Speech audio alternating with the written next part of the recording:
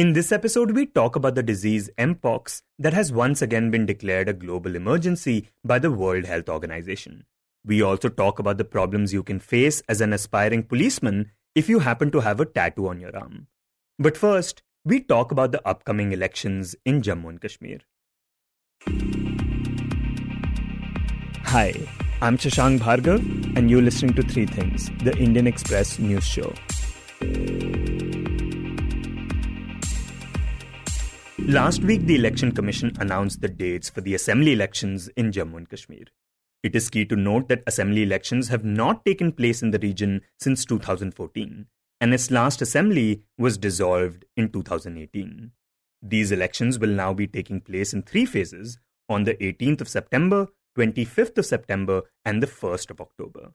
To talk about the significance of this announcement, Indian Express's Naveed Iqbal joins us from Srinagar. Naveed, talk about what this means for the state-turned-union territory. What does it mean for the people there? Yeah. So the last assembly elections in J&K were held in 2014, and the PDP won the mandate in the Valley and BJP won the mandate in Jammu. So these two parties put together an alliance, and at the time it was said that this is a North Pole coming together with the South Pole kind of alliance. And some of those apprehensions turned true because midway through Mehbooba Mufti's term, BJP pulled its support to the government and the government fell. This is in June 2018. After that, there was governor's rule, and then in 2019, the centre enforced a complete clampdown on communication, on movement. Security was heightened. All the political leaders, the mainstream political leaders, were detained in their homes for months, and some of them, including three former chief ministers, detained under the Public Safety Act. The state was dismembered, Article 370 revoked, which guaranteed its special status under the Indian Constitution, and then it was bifurcated into two union territories, Ladakh and Jammu and Kashmir. So after that, a lot of people thought that now assembly elections will be held. But that didn't happen. So in 2020, the government held DDC elections as a fresh tier of governance. Some people thought with that the assembly elections might take place. That didn't happen. Then panchayat elections were held a little before that. People thought then some form of the political void might be filled. That didn't happen. In the meantime, 4 years passed, and the Supreme Court wasn't taking up all these petitions that had challenged the constitutional validity of the move to revoke Article 370 by the centre. So the case wasn't moving, and then assembly elections weren't being announced. So they were like the restlessness of the political mainstream grew, and the people started feeling this political vacuum because they had no representatives that they could go to. And this is what the people tell us, that the bureaucracy became more and more distant from the people because there was no sort of that layer of accountability that comes with elected representatives. So in this light, these elections are hugely significant because they re-empower the J&K Assembly and give people representatives again. And now the regional parties have reacted positively to the news, some calling it a significant step towards restoring democracy in the region. Could you talk about the hold that these parties still have in Jammu and Kashmir and the extent to which it has grown? Yeah. So one of the mainstays of J&K's political landscape is that regional parties continue to hold immense sway over the voters of the region. So while governments have been formed with the Congress and the BJP in coalition, they haven't fully come to power on their own here. So regional parties hold great sway. That hold has not just stayed the same, but also grown over the past few years because of the anxieties of, this Bahar ke log, etc. So even though national parties have local representatives and local leaders leading them, the fact that they are seen as national parties that will not stand for the people's sentiment regarding Article 370 and their anxieties around job and land protection. So the hold of the regional parties has only grown. While NC remains the largest party on the ground in terms of cadre, they boast of having a cadre in every district and, the natural crowd pullers, also the oldest party. PDP also still holds sway in some parts of South Kashmir, and PC has its own areas that it holds as well. But national parties, while they are able to convince voters in Jammu, at least in the valley, they are a bit of a slow starter. And Naveed, you mentioned how between 2014 and now, there were the DDC elections, there were the panchayat polls, and of course the Lok Sabha polls. What kind of insights did these elections provide about public opinion and enthusiasm for going to the ballot and casting votes? So post-19, the electoral process has been free of, band calls and hartal calls or boycott calls. what has been driving people to the voting booth more than earlier is a sense of keeping the BJP out. It's not voting against one party against the other or voting to choose the government so much as keeping the BJP out. Because in the panchayat elections, the mainstream parties said we will not legitimize these elections by participating in them. So a lot of the BJP cadre that they had fielded won these elections and won these seats in the panchayats. So immediately after that, Farooq Abdullah was the first to concede in a public rally that we should not have done that. We should have contested these elections. And so more and more their electorate and, people who decided to go to the polling booth were telling us in all the elections that we've covered since 18 that the BJP has to be kept out. And that sense seeped in after the first panchayat elections in 2018, I think. So that sense has only deepened. It has only also not just deepened in J&K, it has also deepened in Ladakh, because this time the BJP was entirely isolated during the Hill Council elections, and then in the Lok Sabha also, an independent candidate won against both Congress and the BJP. So that sense of empowering regional parties and local candidates to speak for the people has only enhanced. And now that the dates have been announced, has the administration already started making preparations for it? Yeah, so the electoral rolls were being revised from before. And so the last thing we heard was that the assembly building itself and the secretariats in both Srinagar and Jammu are also being upgraded. And already the trainings have been announced for, ROs and AROs for the election. So because there was a Lok Sabha election, so those preparations were in place, and then the security preparations were in place because of the Amarnath Yatra. So this just becomes another piece added to that puzzle. And the National Conference has already released its manifesto. Can you tell us what stands out about it and what the party is promising to voters?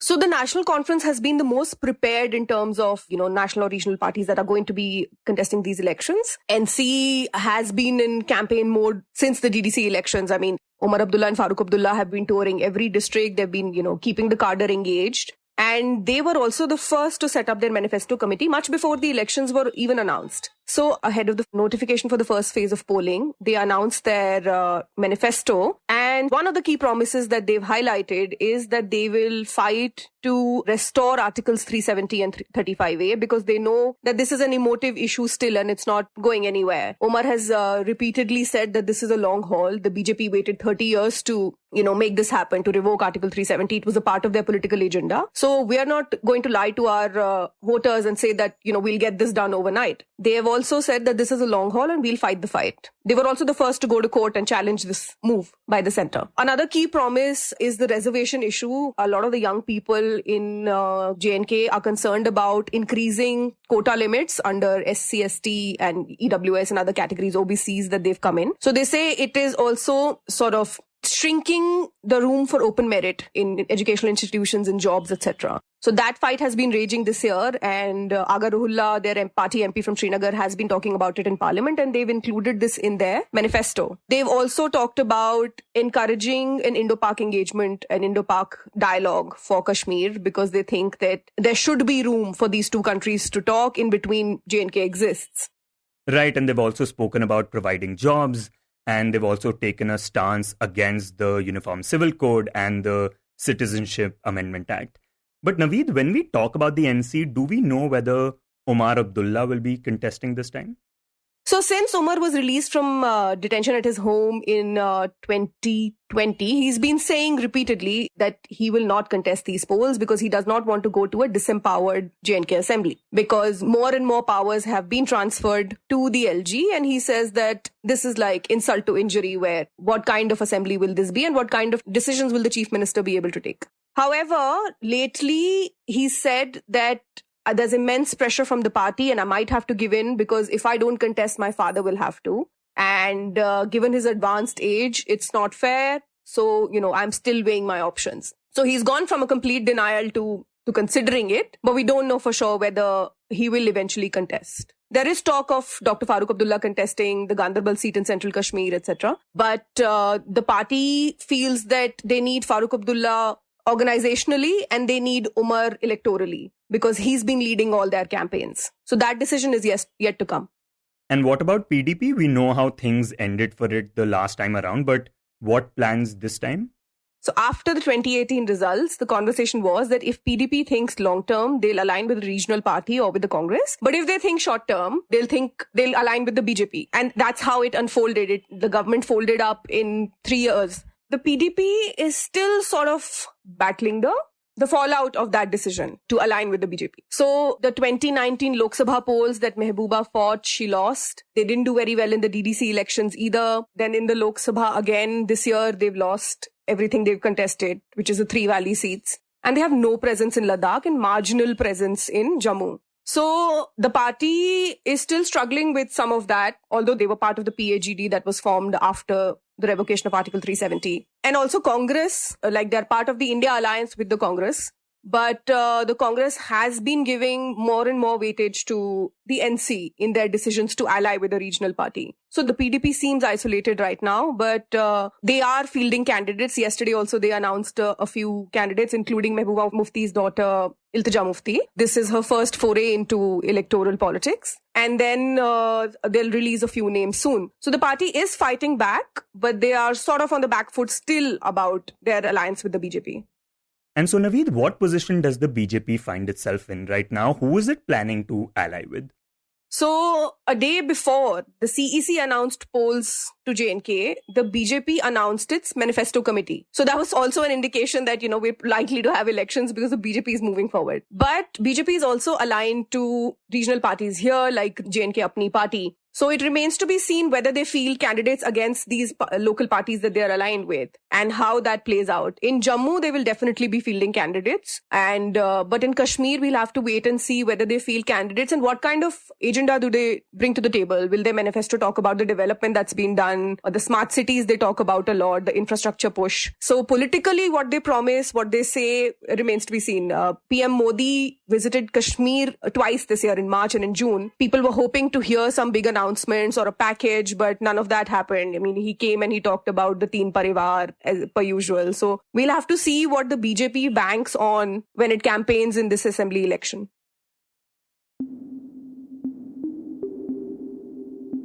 And next we talk about the infectious disease Mpox, which last week was declared a public health emergency of international concern by the World Health Organization. Now, this is actually the second time that the disease has got this designation in the past 2 years.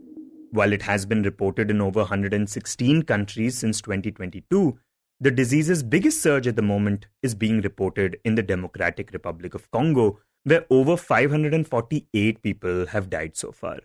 When we spoke to Indian Express's Anonna Dutt, she began by telling us what Mpox is and how it affects the body. So, Mpox, which was previously referred to as Monkeypox, is a viral infection, usually self-limiting, but it can lead to death in certain cases. The most common symptoms of Mpox is, are fever, headache, muscle ache, back pain, swollen lymph nodes, but most importantly, these swollen pox-like rashes on the skin, which is the most discerning feature of this infection. And Anonna, what is the reason that the WHO decided to declare it a global health emergency? So if you remember, even during COVID in 2022, WHO had declared Mpox, then known as monkeypox, of course, as the public health emergency of international concern. That's because at that time, it had started spreading outside of areas where it was usually found in. And now, even after 2 years of that, why the WHO has gone back to that designation is because of this new type of Mpox that is spreading, Clade 1b. So infections with this particular type of Mpox are more transmissible, and it's also more virulent. So it's causing more severe disease and deaths, and it's spreading faster, which is the reason WHO has designated it as a public health emergency. Also, the thing with this is Clade 1 infections weren't known to be sexually transmissible. It would usually transmit from the pus from the rashes or being in close contact with the infected person or infected animals. But in the current outbreak, a lot of it is happening because of sexual transmission. And who are the people most at risk for this disease? So while the risk is everybody is at equal risk. Of course, children with the weaker immune system are more likely to get more severe disease and die from it. But right now, the current outbreak is very concentrated amongst sexual networks. So it is happening a lot in men who have sex with men. Right. And the current outbreak, as we mentioned before, is centered around the Democratic Republic of Congo and the countries around it. But Anonna, tell us, are there any vaccinations available for this? Yes, there are a couple of vaccines that have been approved across the world right now. And even the WHO's, the body that recommends vaccines for public health measures, they have also recommended these vaccines. However, not many countries have access to these vaccines. And secondly, for a country like India, we do not really need the vaccines right now. Those are needed in case there is a large local outbreak or, if you think that there is a possibility of a large local outbreak. The vaccinations are actually right now needed in countries where most of the cases are coming from. Right. So in that sense, how concerned are Indian authorities at the moment? How big of a risk is it for India? So there was a meeting of the national experts a few days back. And depending on the information provided by the WHO and their own assessment, they think that the risk of a local and sustained outbreak in India is quite low. Yes, there could be some cases that get imported, during travel. So for that, they have already started screening at airports. The airport health units have been sensitized. So have the seaports and, ground crossings. And everybody at these health units have been asked to screen for Mpox. But it doesn't seem very likely right now that there could be a local outbreak.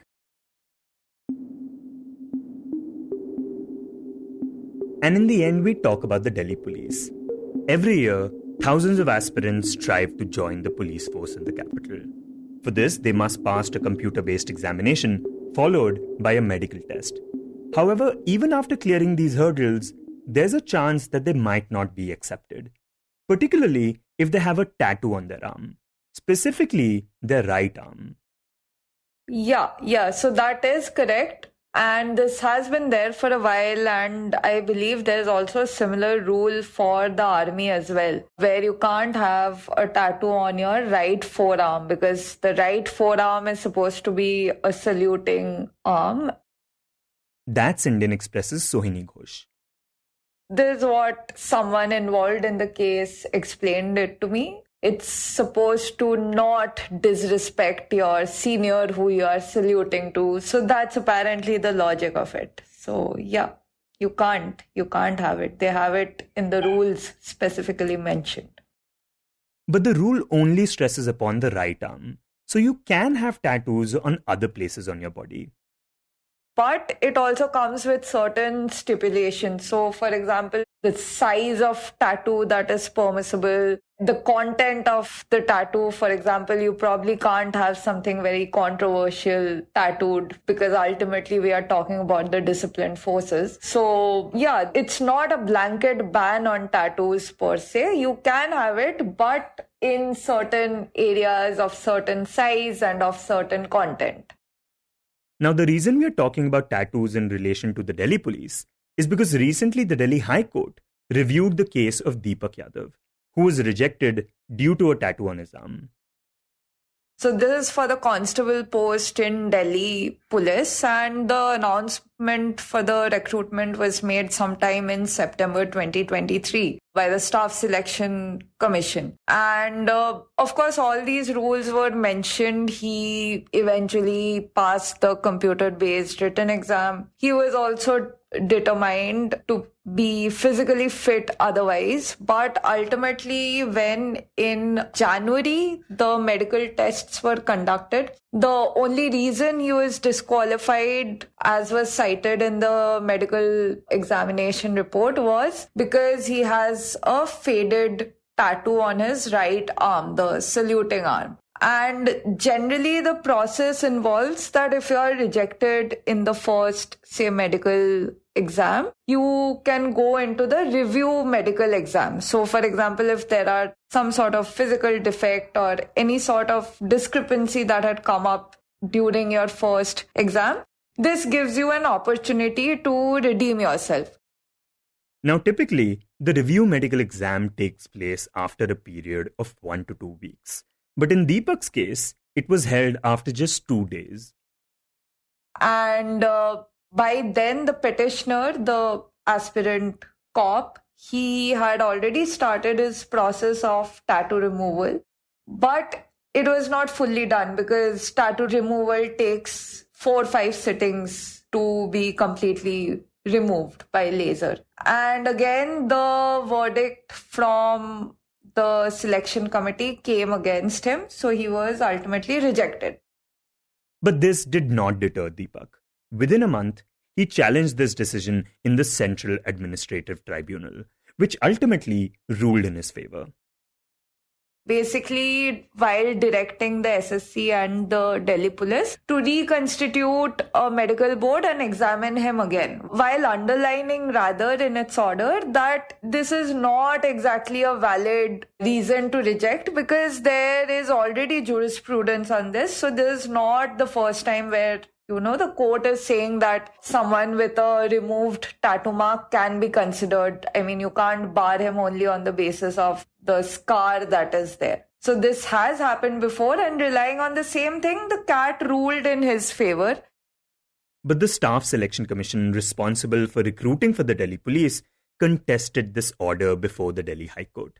But the High Court, after personally inspecting Deepak's right forearm, also ruled in his favor. Sohini says that right now there are 40 other applicants like him, and this ruling gives them hope.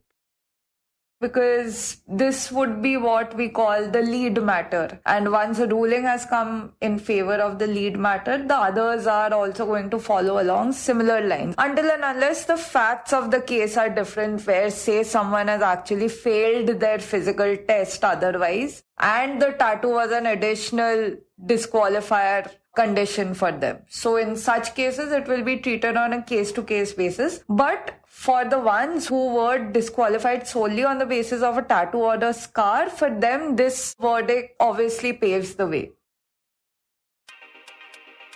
You were listening to 3 Things by the Indian Express. Today's show was written and produced by me, Shashank Bhargava, and was edited and mixed by Suresh Pawar. If you like the show, then do subscribe to us wherever you get your podcasts. You can also recommend the show to someone you think will like it, share it with a friend or someone in your family. It's the best way for people to get to know about us. You can tweet us at Express Podcasts and write to us at podcasts@indianexpress.com.